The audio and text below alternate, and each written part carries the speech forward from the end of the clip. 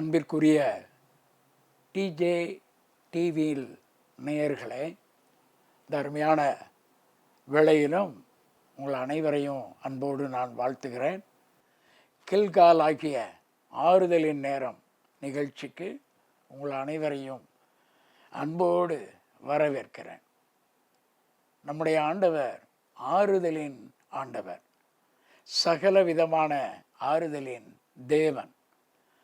தேவன் தம்முடைய ஜனத்துக்கு ஆறுதலை கொடுக்க வேண்டும் என்று விரும்புகிறார்.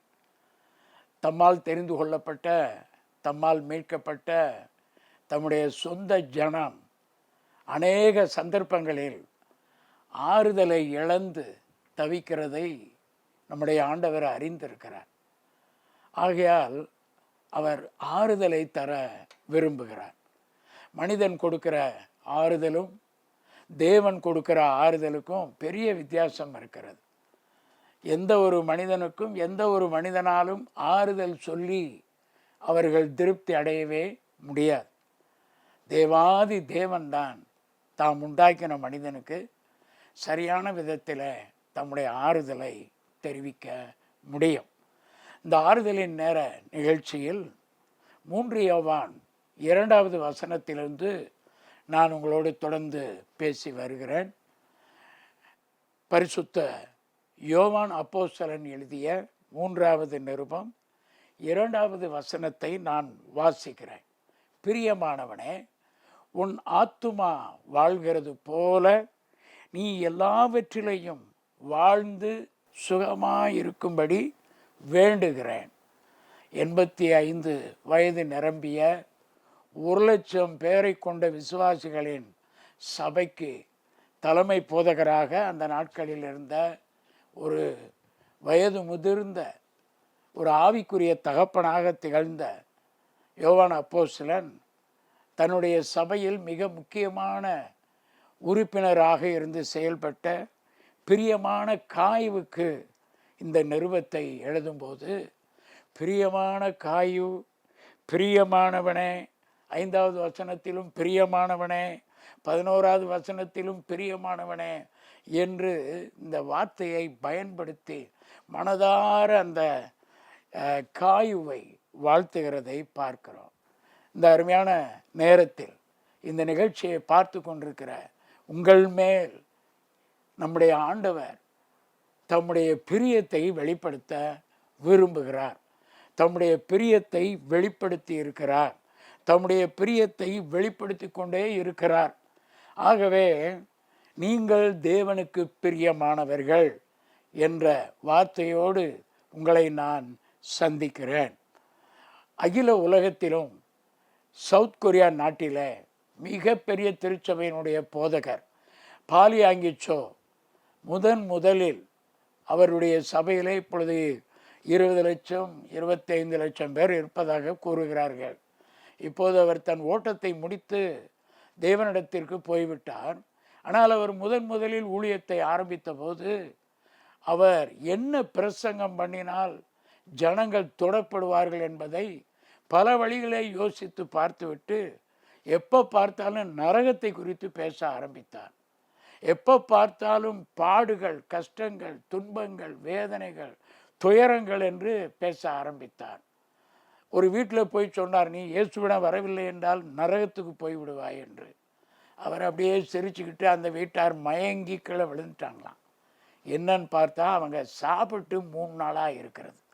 அது பிறகு தான் ஆவியானவர் சொன்னார், இவங்ககிட்ட போய் நரகத்தை பேசிக்கிட்டு இருக்கிறையே, முதல்ல அவங்களுக்கு சாப்பாடை கொடு என்று சாப்பாட்டுக்கு வேண்டியதெல்லாம் கொடுத்து விட்டு இவர் வீட்டில் வந்து தேவ சமூகத்தில் காத்திருக்கும்போது ஆவியானவர் சொன்னார், இந்த 3 யோவான் 2வது வசனம்தான் உனக்கு ஒரு திறவுகோல் வசனம், உனக்கு ஒரு வாக்குத்தத்த வசனம்.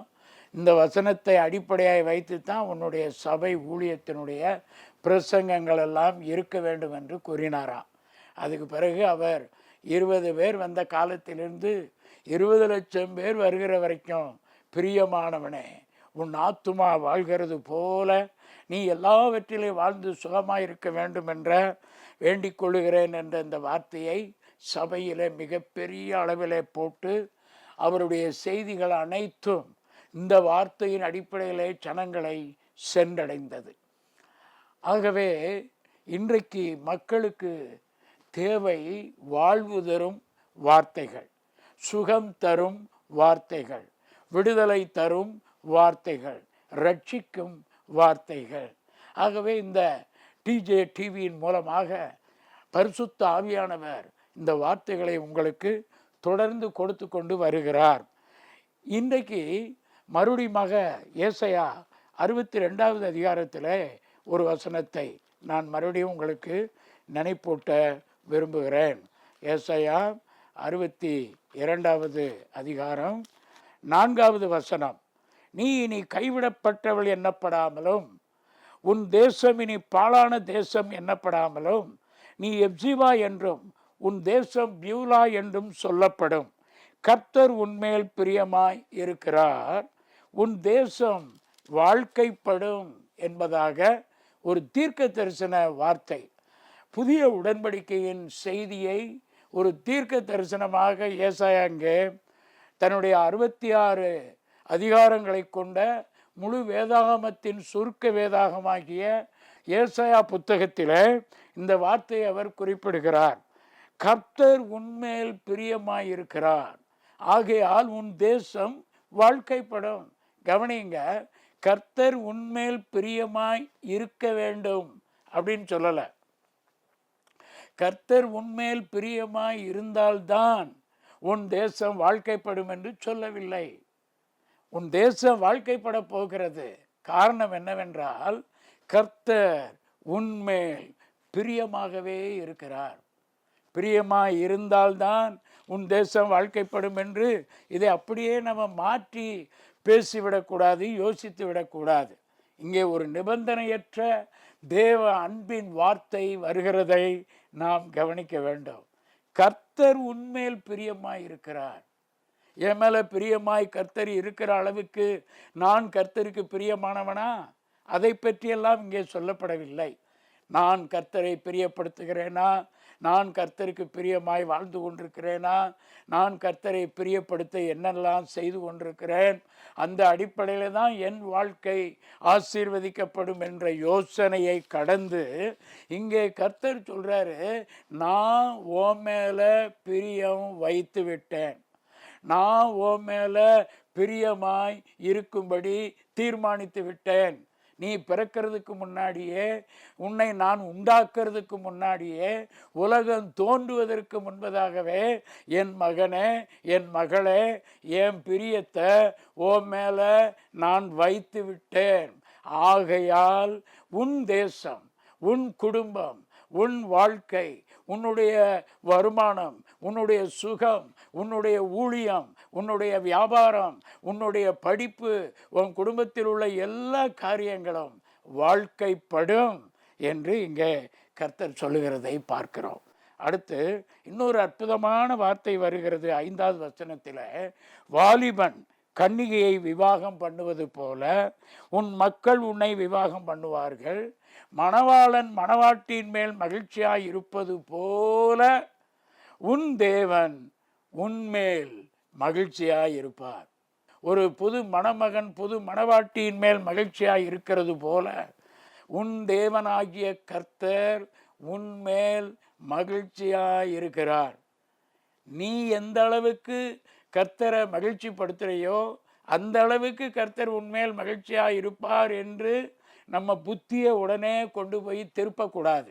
இங்கே சொல்லப்பட்டிருக்கிறது, கர்த்தர் உன்மேல் மகிழ்ச்சியாக இருக்கிறார், தேவன் உன்மேல் மகிழ்ச்சியாக இருக்கிறார் என்பதை இங்கே ஆண்டவர் தெரியப்படுத்துகிறார். நம்ம ஒரு காரியத்தை இங்கே அறிந்து கொள்ள வேண்டும்.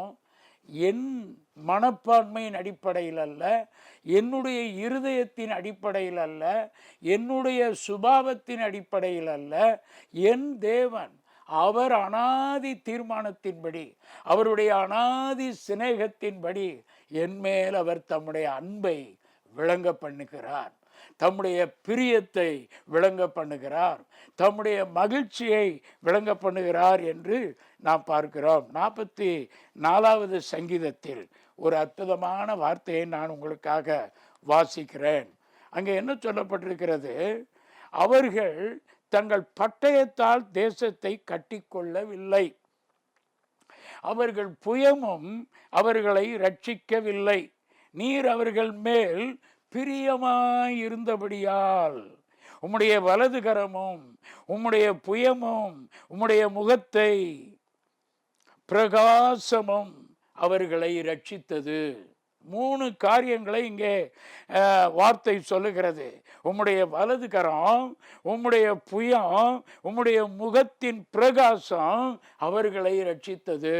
அதுக்கு மேல கர்த்தர் சொல்றாரு, அவர் உன்மேல் வைத்த பிரியம், தேவன் உன்மேல் வைத்த பிரியத்தினால். உன் பட்டயம் உன்னை ரட்சிக்கல, உன்னுடைய இராணுவம் உன்னைய காப்பாத்தல, நீ உன் தேசத்தை கட்டி கொள்ளல. கர்த்தர் உன்மேல் பிரியமாய் இருந்தபடியினால் அவர் உன்னை ரட்சித்தார் என்று இங்கே சொல்லுகிறதை பார்க்கிறோம். அன்பான தேவனுடைய பிள்ளைகளே, இந்த அருமையான வேளையில் இந்த வார்த்தையை கேட்கிற பொழுது நாம் 2 பகுதியை யோசிக்கணும். ஒன்று, கர்த்தர் என் மேலே பிரியமாய் இருக்கிறார். கர்த்தர் என் குடும்பத்தின் மேலே பிரியமாய் இருக்கிறார். என் பிள்ளைகள் மேலே பிரியமாய் இருக்கிறார். என் வழிகளில் அவர் பிரியமாய் இருக்கிறார். என் வாழ்க்கையில் அவர் பிரியமாய் இருக்கிறார்.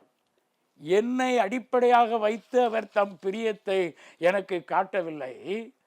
அவரே என் மேலே முந்தி அன்பு கூர்ந்து அவருடைய பிரியத்தை, அவருடைய பாசத்தை, அவருடைய நேசத்தை என் மேலே வைத்து என்னை ரட்சிக்கிறதற்கு, என்னை தப்புவிக்கிறதற்கு, என்னை காப்பாற்றுவதற்கு என்னோடு இருக்கிறார் என்பதை நீங்கள் அறிந்து கொள்ள வேண்டும்.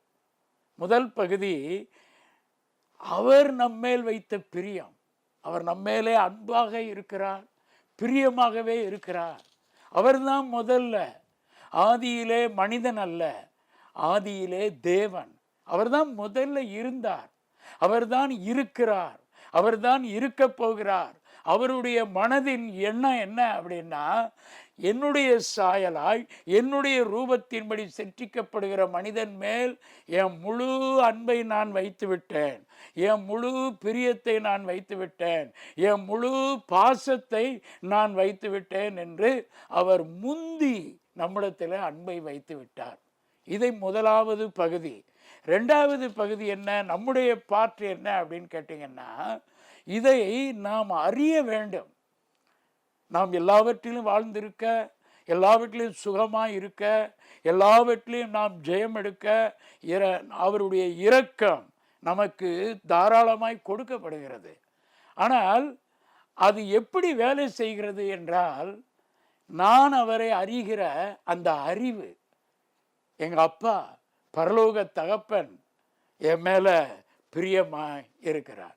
இந்த ஊர்லையா, இந்த நாட்டிலையா, இல்லது நான் எங்கே இருந்தாலும் சரி, என்னை சுற்றி இருக்கிற என் வீட்டார், இனத்தார், ஜனத்தார், நண்பர்கள், உறவினர்கள், வேற ஊழியர்களோ வேற கிறிஸ்தவர்களோ யார் என்னை பற்றி என்ன மனப்பான்மையில் இருந்தாலும் அதை பற்றி எனக்கு கவலை கிடையாது. ஆண்டவர் உன்னைய பற்றி மெஜாரிட்டியாக யார் நல்லா நினைக்கிறாங்க, உன்னைய பற்றி மெஜாரிட்டியாக யார் குறைவாக நினைக்கிறாங்க, அந்த அடிப்படையில் தான் உன்னைய நான் ஆசீர்வதிப்பேன்னு சொல்லலை. யாரை பற்றியும் தேவனுக்கு அக்கறை இல்லை, யாரை பற்றியும் உங்களுக்கு அக்கறை இருக்க வேண்டியதில்லை. நீங்கள் ஒன்றை புரிந்து கொள்ளுங்கள், ஒன்றை இந்த நேரத்தில் அங்கீகரியுங்கள்.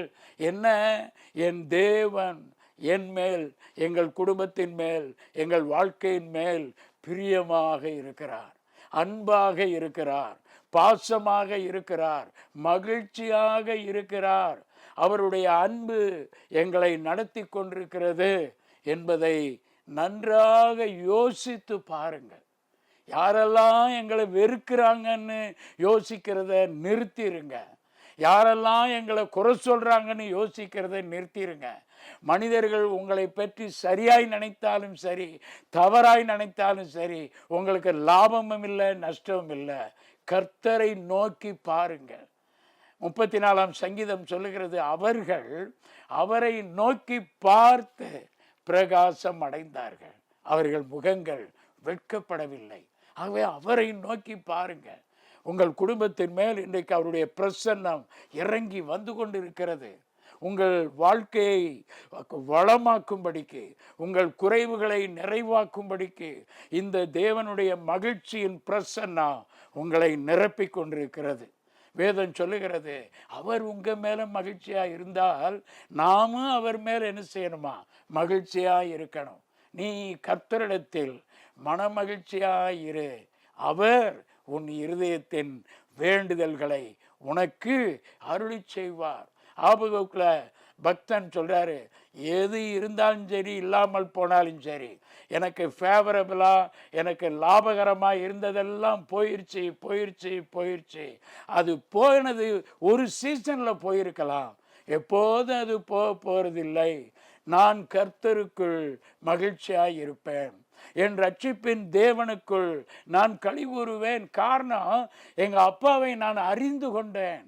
அவர் நல்ல தேவன், அவர் ஒரு நல்ல தகப்பன். என்னை அவர் ஆசீர்வதிக்கவே இந்த உலகத்திற்கு என்னை படைத்து என்னை அனுப்பி வைத்திருக்கிறார் என்பதை அறிய வேண்டும். எப்படி அறிவது?